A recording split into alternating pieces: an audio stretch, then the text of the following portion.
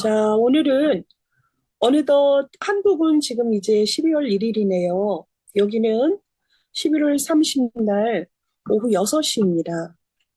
좀 감사하네요. 좋은 시대입니다.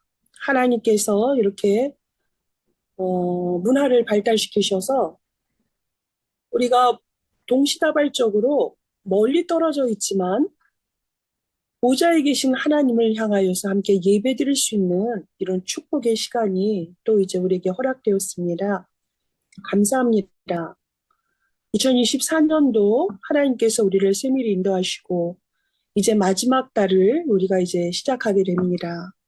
여호와께서 우리를 인도하셨고 여호와께서 함께 하심으로 우리 오늘도 하나님 앞에 예배할 수 있고 찬송할 수 있는 축복받은 주의 백성인 줄 믿습니다. 오늘 본문에 여러분이 보신 것처럼 홍해를 하나님의 완전하신 인도 가운데서 우리가 건너고 나서 이스라엘 백성들이 여호와를 경외하고 모세도 믿었다 했습니다. 그리고서 오늘은 여호와를 향하여서 위대하신 여호와의 하나님인 것을 마음껏 찬양하며 영광을 돌리는 것을 우리가 볼 수가 있습니다. 이 소식을 열방에서 이미 두려워합니다. 사람들이.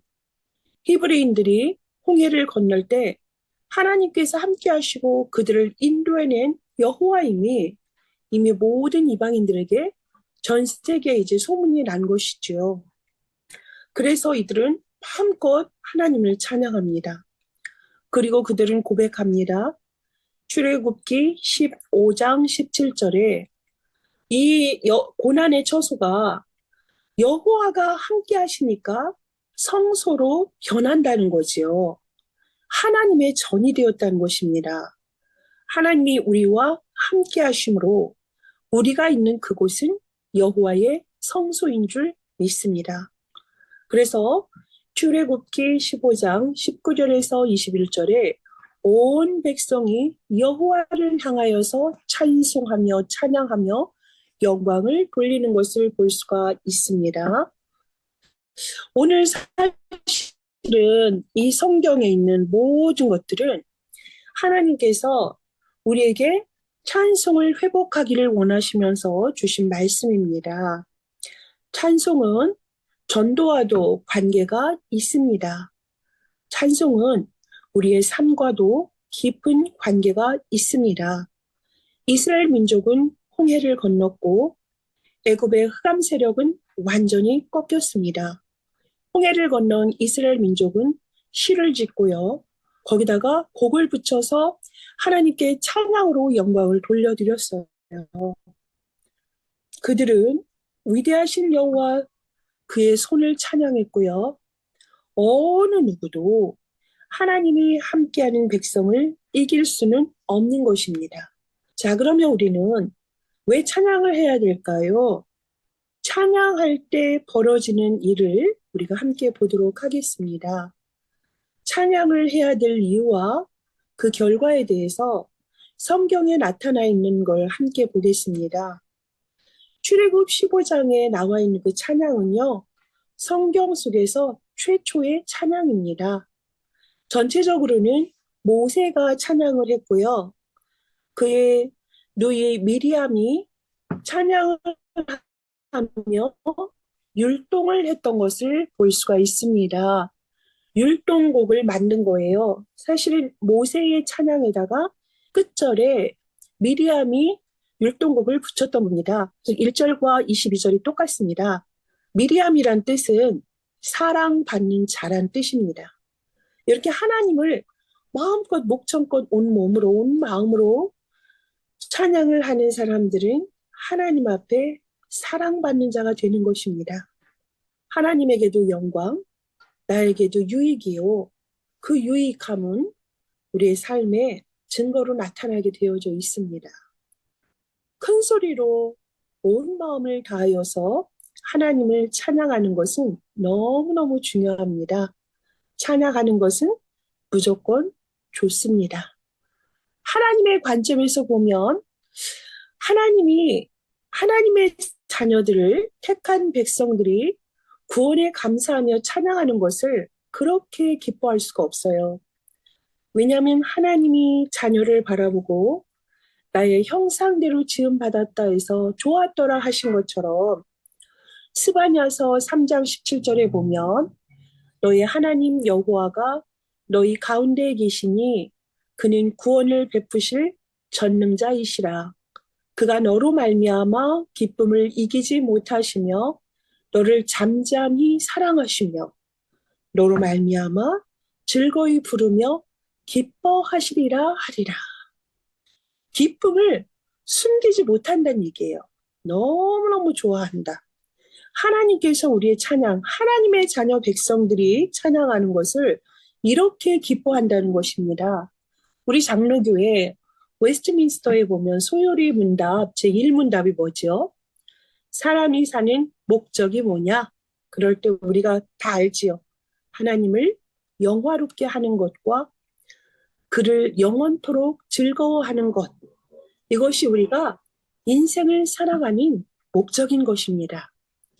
이사야 43장 21절에 말씀하십니다. 이 백성은 나를 위하여 지었나니 나의 찬송을 부르게 하려 함이니라 그러셨어요. 하나님의 목적대로 사는 것은 찬양하는 것입니다. 다윗이 찬양을 너무너무 기뻐하지 않았습니까? 하나님의 지으심의 목적이 하나님을 찬양하는 것이고 그것이 바로 신앙생활을 잘 하는 것입니다. 찬송하면 제일 잘 살 수 있다. 이런 말이 성립됩니다. 찬송을 하는 사람이 잘못될 수가 없습니다. 억지로 찬양이 안 됩니다. 찬양을 한다는 건 그 마음의 기쁨이 솟아나는 거예요. 누구 때문에? 그 경배를 받으실 여호와 하나님으로 너무너무 기뻐하는 건데요. 다윗이 찬양을 사모한 것처럼 하나님이 누구를 이뻐했을까요? 다윗의 찬양을 기뻐 받으셨습니다. 다윗이 수금 비파를 켤 때 어떻게 됐죠? 사울 왕에게 있던 악신이 떠나갈 정도로 찬양을 사랑했던 다윗 왕은 왕이 되고 나서 찬양대를 만들었습니다. 역대상 25장 1절에 보면 찬송을 맡은 사람들에 대해서 기록이 되어져 있습니다. 악장이 3명이 등장합니다. 헤만과 아삽과 여두둔. 하나님께서는 이들을 자손들 중에서 구별하게 해서 섬기게 했어요. 수금을 켜는 사람, 비파를 또 재금을 연주하는 사람을 하나님이 선택해서 신령한 노래를 하게 하였는데요. 연주자만요 288명이래요. 찬양단이요 4,000명입니다. 이 악장 3명의 후대들을 통하여서 찬양대를 24개를 만들었어요.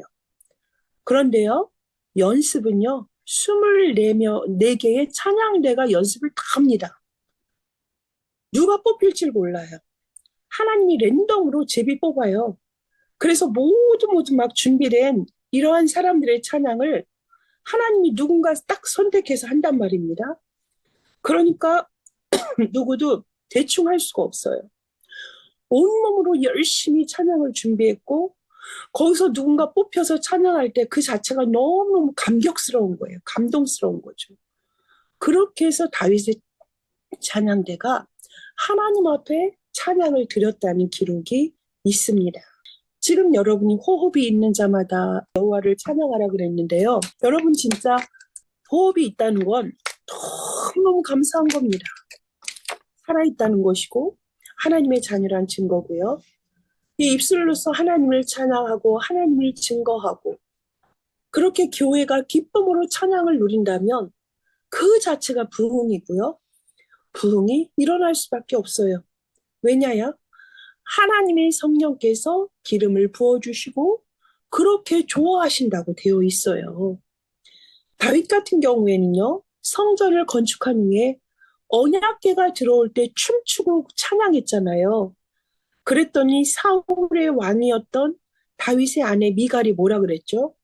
아이 천하게 이게 뭐야? 자기는 왕족이어서 그랬나 보죠?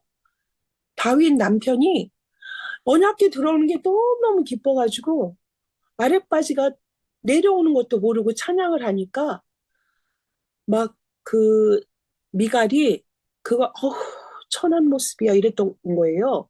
그랬더니 사무엘하 6장 22절에 뭐라고 말씀을 하시냐면 내가 이보다 더 낮아져서 천하게 보일지라도 내가 말한 바 계집종에게 내가 높임 받으리라. 그래, 네가 날 천하다고 하더라도 내가 더 낮아지고 낮아지고 천하게 할 거야. 그렇지만 하나님을 찬양할 거야. 네가 뭐라 해도 나는 하나님을 찬양할 거야. 네 모습이 내가 집중하는 모습이 그렇게 보일지라도 나는 내 마음껏 하나님을 목청껏 영어로 찬양할 거야. 하나님은 그걸 기뻐하신다. 이걸 다윗이 알고 누렸던 것입니다. 하나님이 누굴 더 이뻐하고 기뻐하셨을까요? 당연히 미갈이 아니라 다윗의 찬양입니다. 여러분, 교회에서 보면 이렇게 찬양을 할수록 그 이전에 뭔가 꾸리꾸리한 마음이 있고 그랬던 것들이 찬양을 하면서 막 기쁨이 막 샘솟거든요. 그 안에 감사, 감격이 넘치거든요. 근데 보면은 점잔을 빼면서 무게를 잡고 찬양을 안 하는 분들이 간혹 있거든요. 우리 다민족 선교교회 모든 주의 백성들은 온몸으로 온 마음으로 남 신경 쓰지 않고 정말 하나님을 향하여 전심으로 찬양을 하는 입술이 되시길 바라겠습니다. 그러면은 하나님 관점에서는 하나님의 백성들이 찬양하는 걸 읽고 기뻐 받으시는데요. 그 찬양은 사람에게는 어떤 축복이 올까요? 어떤 결과가 올까요? 첫째는 내 영을 회복시키는 것이 바로 찬양입니다. 인정 욕구에 목말라 있지 않습니까? 사람들은 왜 창세기 3장에 빠지겠습니까? 왜 나를 그렇게 드러내고 싶어 하고, 내 중심적으로 살려 하고, 육신적으로 보여지는 것에 사람들이 몰빵하고, 그래가지고 더 인정받기 위해서 명예를, 성공을 향하여서 끊임없는 바벨탑을 쌓는 모습들이 정말 자기에 대한 충족감이 없기 때문에 그렇습니다. 여러분, 찬양은요, 우리 자신을 살립니다. 그리고 찬양은 모든 사람을 살립니다. 이사야 43장 21절에 우리를 찬양하기 위해서 만드셨다니까요. 우리는 정말 찬양할 때 모든 것이 회복되게 되어져 있어요. 왜냐하면 우리는 흙으로 빚지 않으셨습니까?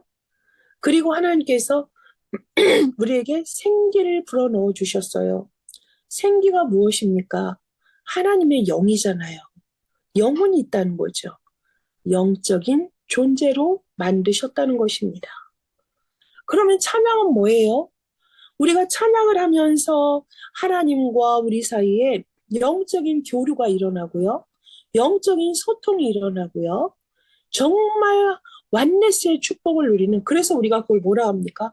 소성한다, 소생한다, 우리의 영이 살아난다, 생기가 가득하다, 이런 것 아니겠습니까?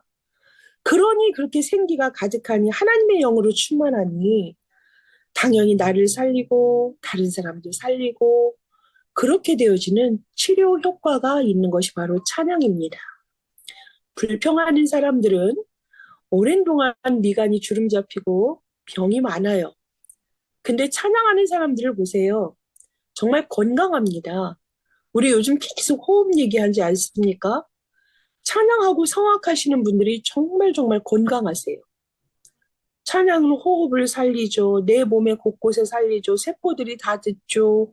그러니 우리는 정말 모든 사람이 찬양을 하면 저는 회복한다고 저는 믿습니다. 어느 교회에서도 그런 간증이 많습니다. 너무 많이 아팠는데 반주를 계속하고 하나님 앞에 반주를 하는 중에 아팠던 사람이 완전히 회복되는 걸 볼 수 있고요. 찬양을 하면서 하나님을 즐거워하니 정말로 몸이 아팠던 사람이 또 회복되어지는 경우는 우리가 많이 많이 볼 수가 있어요. 왜 그럴까요? 영적인 존재로 하나님의 형상대로 지음받은 우리는 찬양할 때 영이 살아나기 때문에 우리의 육은 내 영혼이 잘됨 같이 범사가 잘 되는 것처럼 영이 하나님을 만났고 하나님을 찬양하니 그 속에서 하나님의 것으로 채워진 나는 살아날 수밖에 없는 것입니다. 우린 보통 사람들이 불안과 결핍 속에서 살아가지 않습니까? 너무 자기에게 몰입해서 그래요. 자기 애가 너무너무 강해서 그렇습니다. 자기 주장밖에 모르고 그러는 사람들, 찬양을 하면 사람들에게 더 인정받고 싶어, 더 칭찬받고 싶어, 칭찬에 목마르지 않고요. 정말 찬양 안 하는 사람들은 막 사람을 보면 자기 주장하고 입증하러 다니고 사치하면서 날 좀 봐주세요. 내가 이렇게 예뻐요. 자기를 뽐내는. 그리고 자기에게 걸맞지 않는 행동들을 하는 그런 어리석은 모습들. 우린 그들에게 찬양을 돌려줍시다. 그들의 경배의 대상을 만난다면, 그들의 주인이 여호와 하나님인 것을 그들이 안다면 그들은 회복될 수밖에 없습니다. 세상 속에서 아무리 마음 정말 사람 눈을 유혹하고 눈에 보이기 좋아 보이고 귀에 듣기에 좋아 보이고 우리 감각적으로 좋아 보이는 모든 것들은요. 결국에 사람들의 그 인정과 칭찬이라는 것은요. 바닷물과도 같습니다. 마셔도 마셔도 목이 말라요. 왜요? 그거는 우리를 온전한 갈증을 채워주지 못하기 때문입니다. 우리는 무엇으로 채워져야 될까요? 하나님으로 만족하고 하나님으로 채워져야 됩니다. 그래서 요한복음 6장에 보면 영원한 생명수, 목마르지 않은 영원한 생명수라 그랬습니다. 생명의 떡이 되신 그 여호와를 향하여서 우리가 있을 때에 우리는 목마르지 않고 건강한 하나님의 영, 아름다운 모습으로 세상을 살아갈 수가 있습니다. 이런 정말 예가 아주 딱 좋은 게 사울왕과 다윗왕 아니겠습니까? 정말 사울왕은 얼마나 시기 질투가 많았습니까? 다윗보다도 칭찬받고 싶었고 인정받고 싶었는데요. 그러니까 제사장이 드려야 될 그 제사를 자기 멋대로 드렸잖아요. 그러니까 정말로 사울왕이 했던 이런 모든 것들은 사람에게 잘 보이려고 또 민심에 더 부응하려고 포퓰리즘적인 행동을 하고 하다 보니까 그러니까 하나님의 포커스를 맞추는 것이 아니라 사람에게 더 인정받고 그들에게 정말로 모든 거를 기준을 거기다 두니까 결국에는 그 멸망하는 것을 우리가 보지 않았습니까? 하나님이 그 사울왕을 세운 거를 후회하셨다고 그러셨어요. 이렇게 공허해지고 텅 비고 몸부림치는 인생, 정말 초라하고 치사하게 그렇게 사는 인생에서 우리는 벗어난 인생 아닙니까? 근데 하나님의 자녀를 하면서도 세상 것에 또 실력에 배경에 우리의 배경이 천국 백성이요 영원한 수장들의 축복을 누리는 것을 망각하고 눈에 보이는 그 배경을 쌓기 위해서 한갈림을 치는 사람들, 그 사람들 정말 목마름에서 그들을 구제해야 되겠습니다. 그들에게 부지런히 얘기해야 돼요.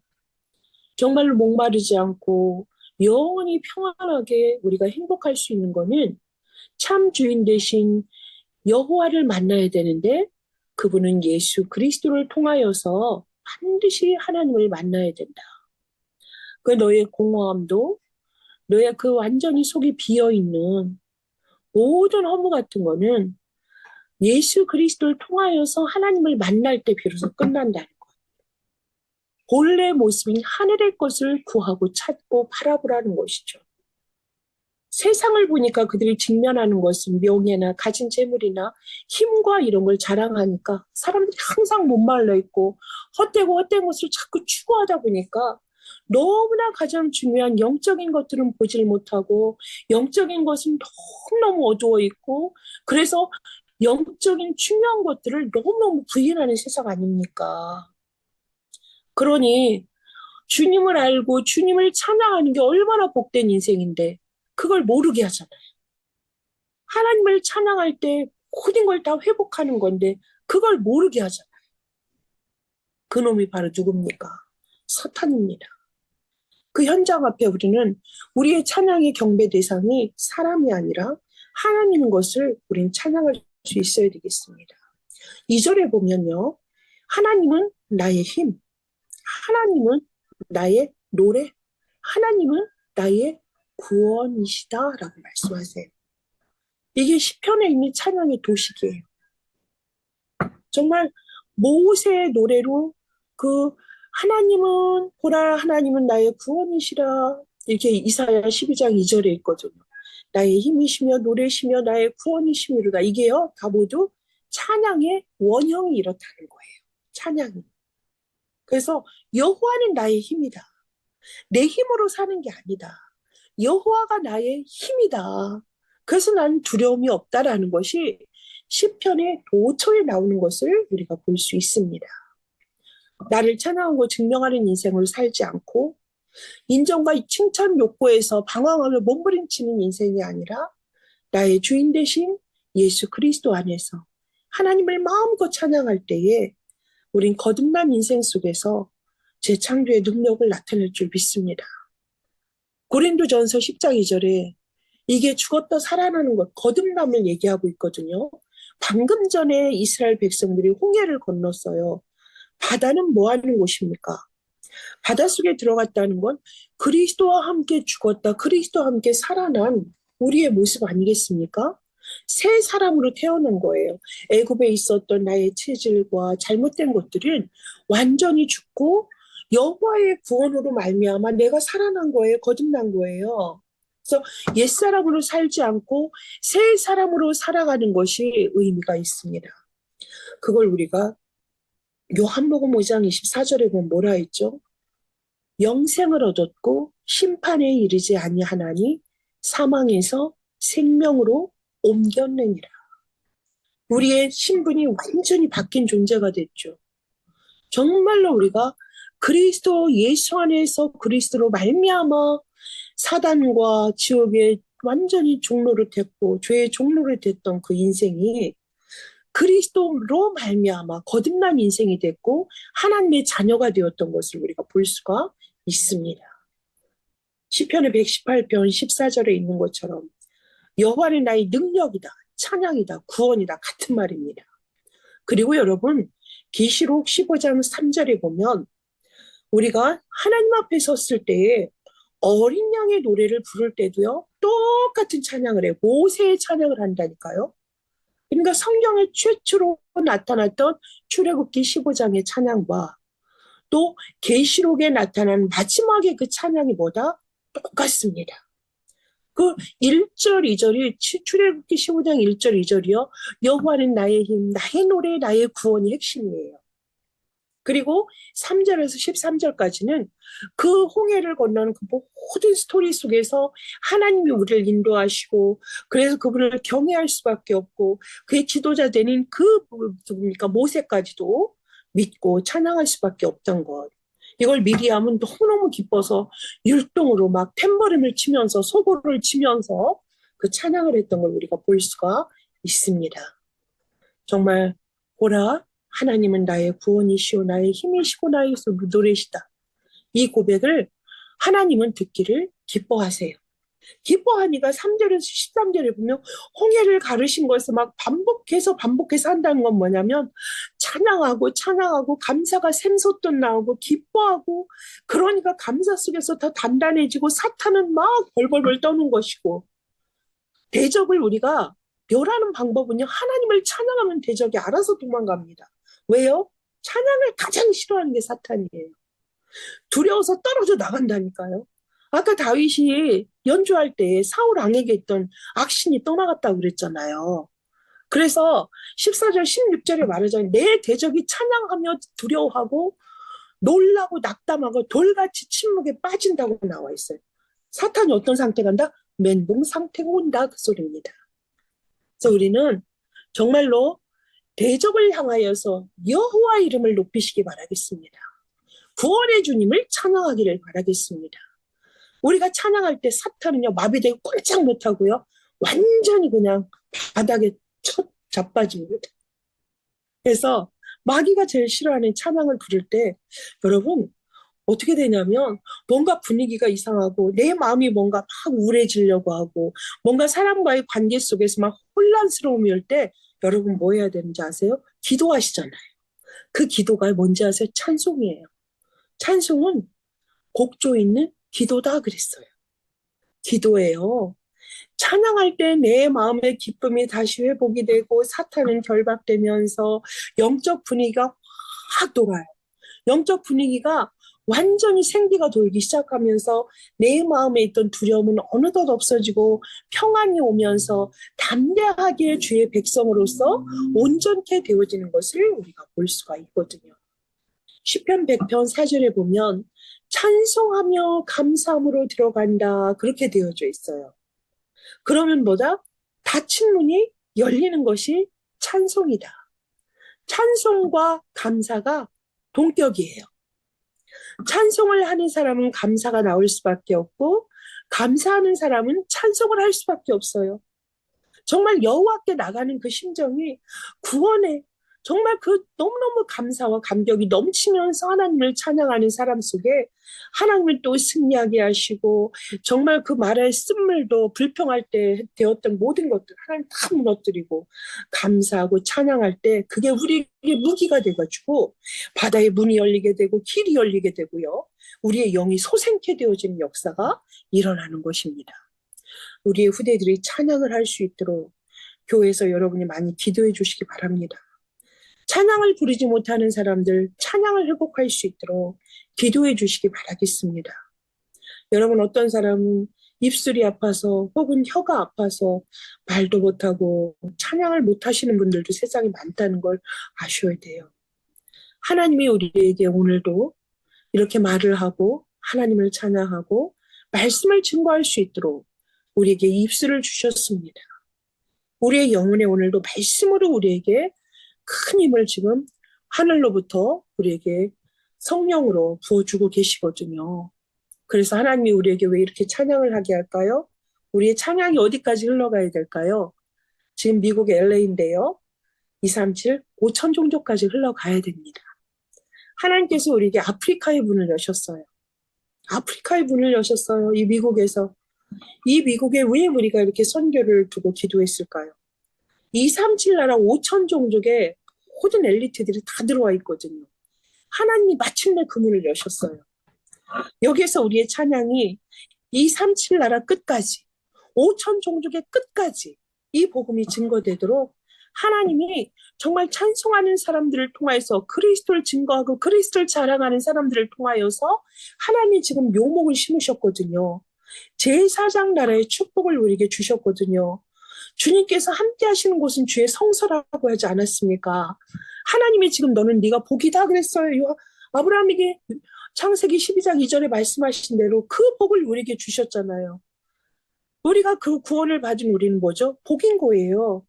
우리가 받은 복, 이 은혜로 받은 복을 237나라 5천 종족에게까지 가서 이 구원을 주신 여호와 하나님, 그리스도를 보내주셔서 하나님 떠난 문제의 근원적인 이 모든 문제 끝내시고 죄 문제 끝내시고 사단의 머리 박살내시고 승리하신 완전한 그 이름 그리스도를 아는 자로 그리스도를 높이는 자로 그리스도를 찬양하는 자로 경배하는 자로 하나님 우리가 복이 되게 하셨고 복의 증인이 되게 하셨거든요.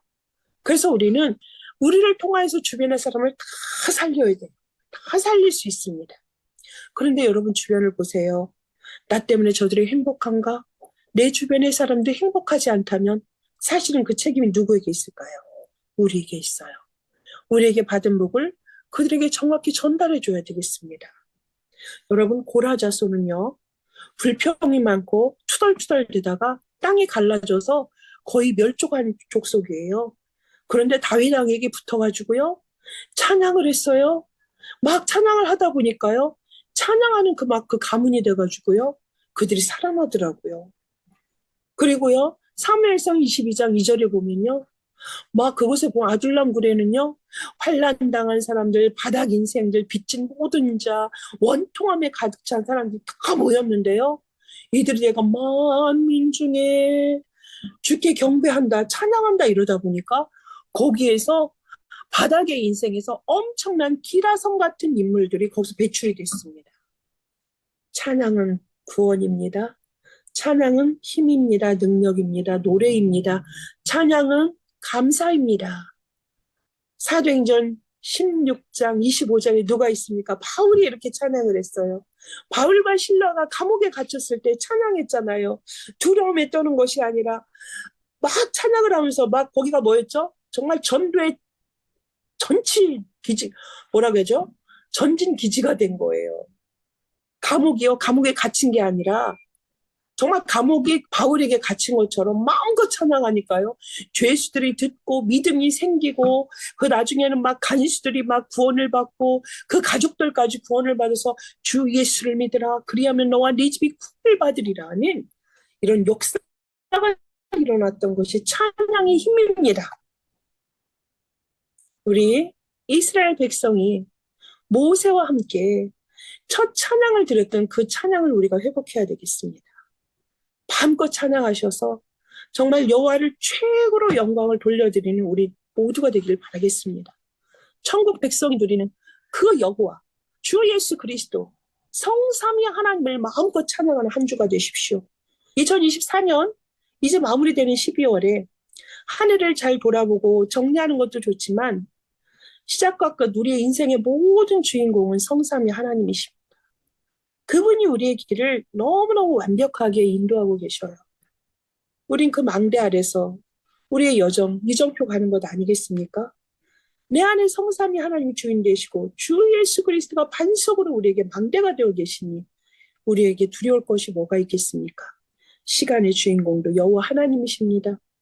호흡이 있는 자 여호와를 찬양해야 되겠습니다. 부지런히 정말 한 달 동안 마음껏 여호와를 찬양하며 구원의 주님을 찬양할 때에 우리 주변이 우리로 말미암아 살아나고 그것이 흘러서 정말 저 땅끝까지 정말 말도 못합니다. 아무도 모르는 것 같죠?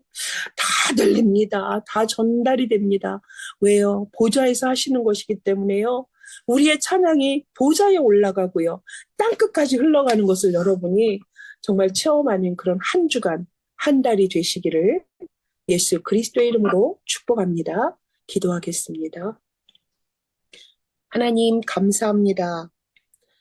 우리의 입술을 열어서 날마다 우리를 구원하신 구원의 주님을 찬양하기를 원합니다. 주 예수 그리스도가 모든 문제 해결자 되셔서 인간의 근본적인 문제를 다 끝냈고 그리스도로 말미암아 생명 건진 우리 날마다 그리스도의 생기를 받기를 원합니다. 우리가 마음껏 주님을 찬양할 때 하나님은 우리에게 하나님의 영으로 충만하게 채워주실 줄 믿습니다. 그 찬양은 우리의 노래가 되고 능력이요 힘이 되고 구원이 되셔서 하나님 우리 주변과 우리의 관계된 모든 곳과 땅끝까지 흘러가서 생명의 잔치가 천국 잔치가 일어날 줄 믿습니다. 이것을 체험하고 이것을 증거하는 우리 다민족 선교계 모든 그리스도의 찬양대 될 수 있도록 축복하여 주시고 은혜를 토하여 주옵소서. 살아계신 주 예수 그리스도의 이름으로 기도합니다.